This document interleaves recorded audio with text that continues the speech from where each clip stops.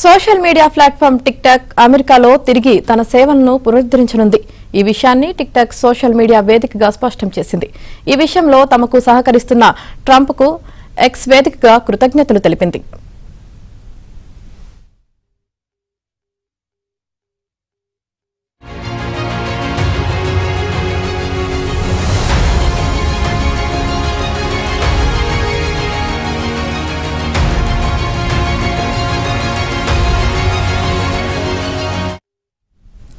Biden హయాంలో అమెరికాలో tick talk app పై నిషేధం విధించారు. డిజిటల్ స్టోర్లు, ఇతర సర్వీస్ ప్రొవైడర్ల నుంచి కూడా టిక్ టాక్ యాప్ ను తొలగించాలని ఆదేశించారు.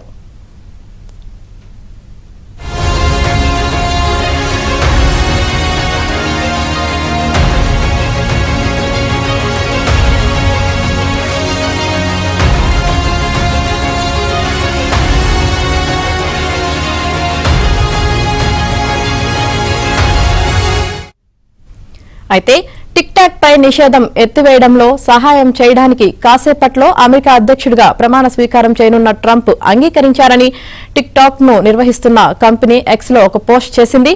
టిక్ టాక్ అమెరికాలో తిరిగి సేవలు అందించే ప్రక్రియలో ఉన్నట్లు తెలిపింది.